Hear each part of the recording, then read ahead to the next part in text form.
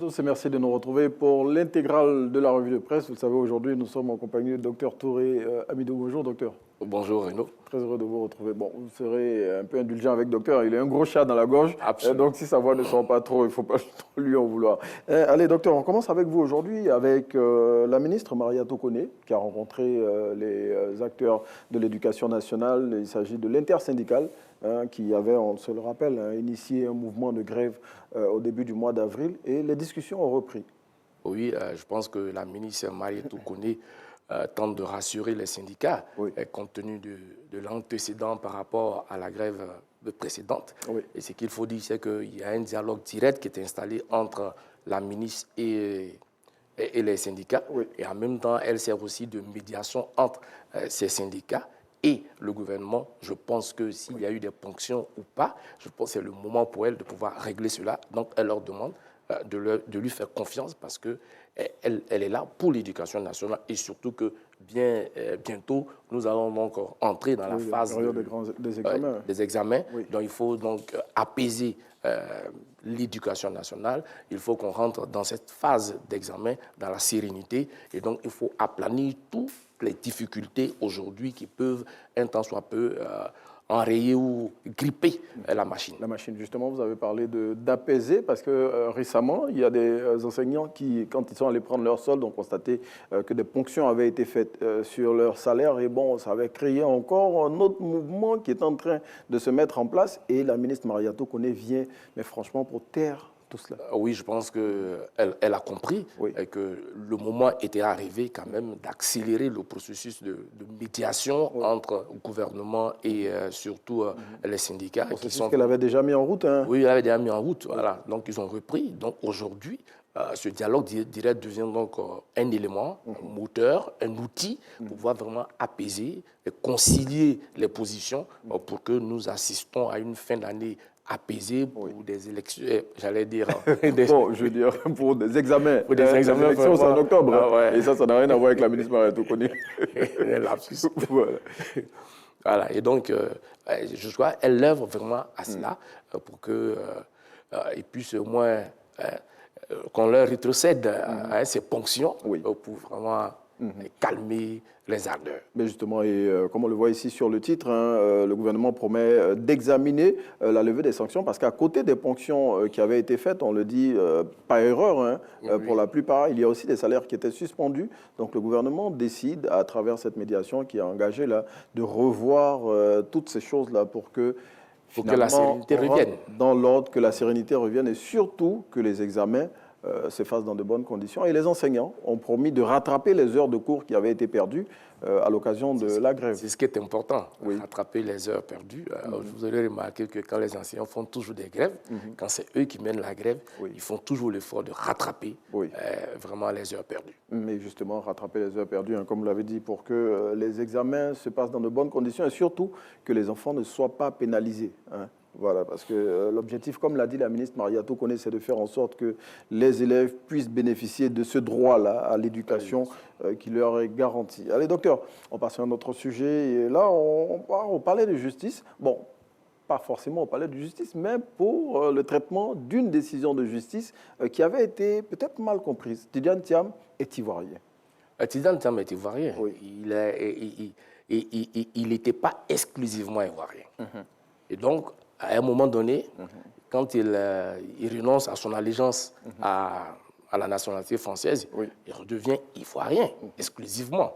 Mais seulement, il n'est pas apatride comme on tente à le faire croire.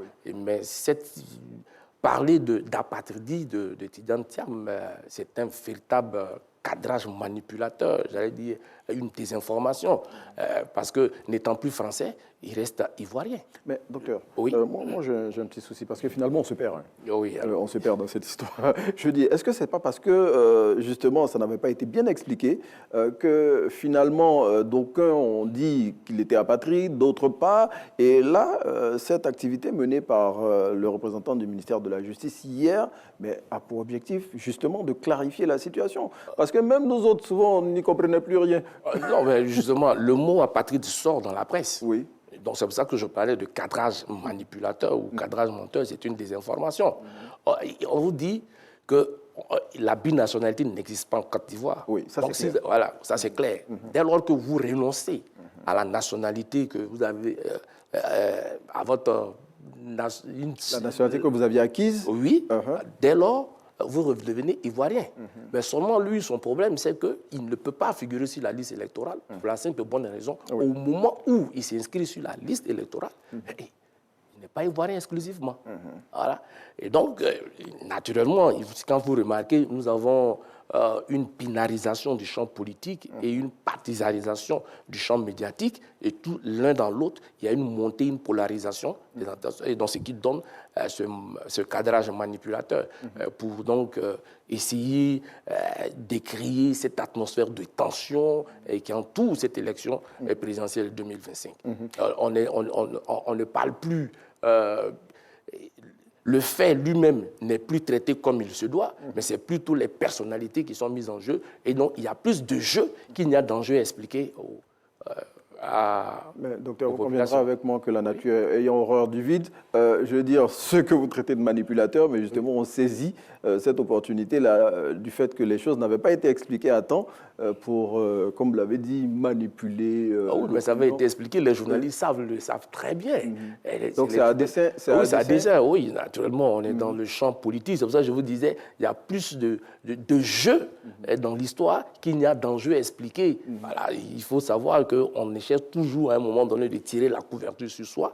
Et donc, à ce moment précis, il faut essayer de capter le plus d'opinions avec soi. Et donc, à un moment donné, on joue sur les faits, on passe à la manipulation. Et justement, tout ça a été clairement expliqué hier par le directeur des affaires civiles et pénales du ministère de la Justice et des Droits de l'Homme, M. Augustin Kwame, selon lequel le président du Parti démocratique de Côte d'Ivoire, Tidjane Thiam, n'a jamais été apatride et n'est pas apatride parce qu'il est indiscutablement ivoirien selon le code de la nationalité ivoirienne.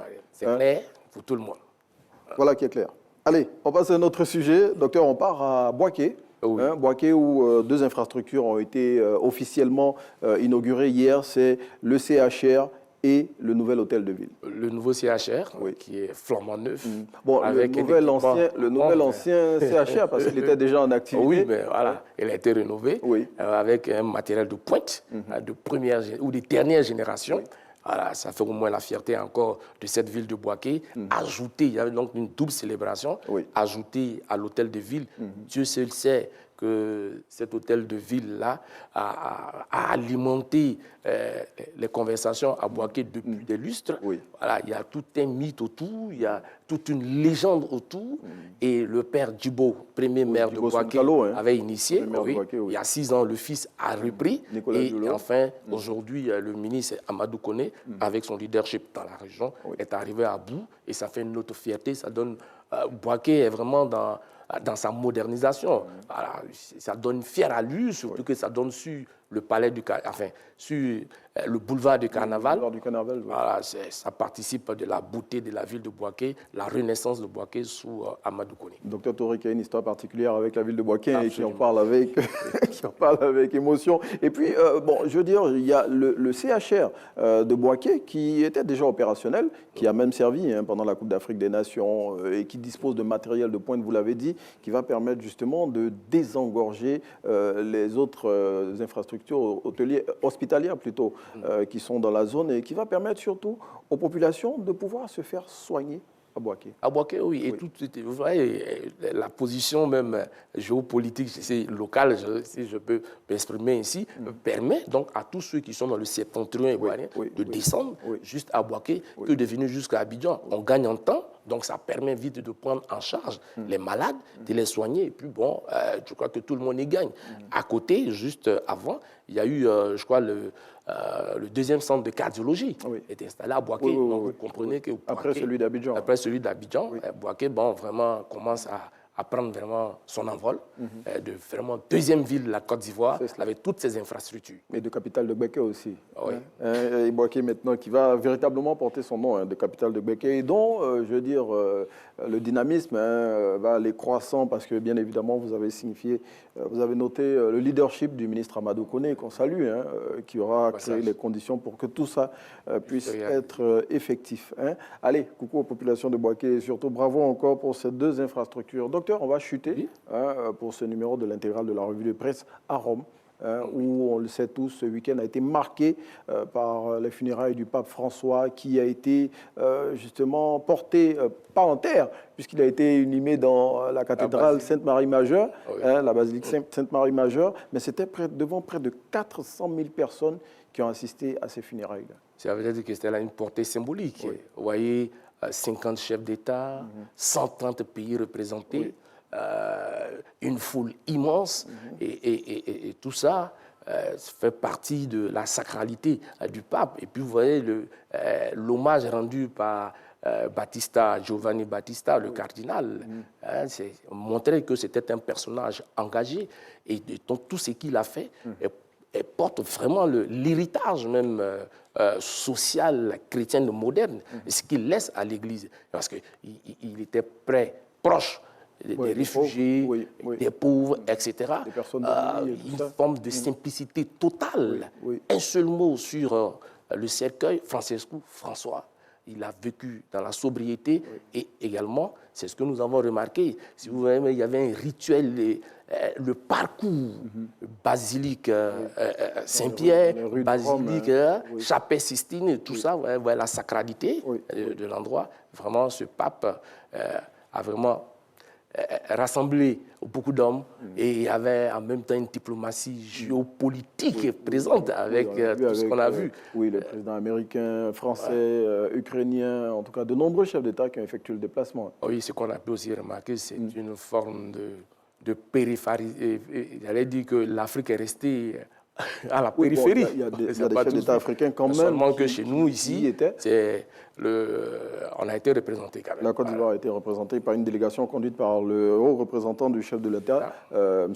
Gilbert Kafana Koné. Et dans cette délégation, on comptait la ministre Anne-Désirée Oloto et l'ambassadeur de Côte d'Ivoire près du Saint-Siège, l'ambassadeur Patrice Kofi. Et puis, en Afrique, bon, docteur, je ne vais pas vous faire mentir, mais de nombreux chefs d'État africains quand même, il était, on peut noter le président centrafricain, le président togolais, le président gabonais, en tout cas de nombreux chefs d'État africains. Oui, si vous avez remarqué tout le narratif autour, on ne les évoquait pas. Voilà. On était un peu à la périphérie, on n'était pas dans le centre de l'action, alors que nous étions présents. Oui, nous étions présents et je veux dire, le pape, il était présent aussi pour tout le monde. Il faut noter qu'en Afrique, la religion catholique gagne encore de plus en plus de terrain. Et je dis, cette cérémonie, elle a concerné plus d'1 milliard de personnes, parce que les chrétiens catholiques, ils sont près d'1,4 milliard c'est toute la symbolique c'est toute la symbolique du personnage même du pape. Oui. Voilà, le pape a toujours été proche des pauvres, des réfugiés. On se rappelle que le pape, ce qui le caractérisait, c'était ce baiser qu'il donnait aux pieds des uns et des autres. Donc c'est un pape qui a marqué tout le monde. Si vous avez remarqué également, même les confessions de l'islam, etc., tout le monde était présent. Oui. C'est un pape qui a fédéré autour de lui. C'est pour ça que je disais qu'il laisse un héritage moderne, social, chrétien, moderne vraiment à l'Église catholique. Et comme on le sait tous, après le décès d'un pape, il y a la suite, la suite qui est la désignation du nouveau pape et je veux dire le conclave qui va avoir lieu d'ici quelques semaines. C'est annoncé normalement pour le mois de juin pour la désignation du nouveau pape. Et ce sont 135 cardinaux électeurs âgés de moins de 80 ans qui vont faire cela. Même là encore aussi, il y a une élection. Il y a une élection, il y a une limite d'âge. Bon, docteur Touré qui est en train de faire le parallèle avec l'élection en Côte d'Ivoire. Non, là, restons à Rome. Ah oui, nous sommes à Rome. 135 cardinaux électeurs. C'est les conditions d'éligibilité. De 80 ans. Et c'est pour bientôt, ce sera au sein de la chapelle Sixtine et on attendra tous la fumée blanche ou noire pour savoir si ce sera validé ou pas. Voilà, pour dire que nous avons notre pape. allez, le pape, on l'aura assurément très bientôt, et peu importe les conditions d'éligibilité, c'est clair qu'on aura un nouveau pape. Docteur Touré? Oui, merci. Allez, merci d'avoir été avec nous pour ce numéro de l'intégrale de la revue de presse qu'on referme sur cette information au Vatican, et on passe le relais à Thierry Angeval pour la suite de Matin Bonheur.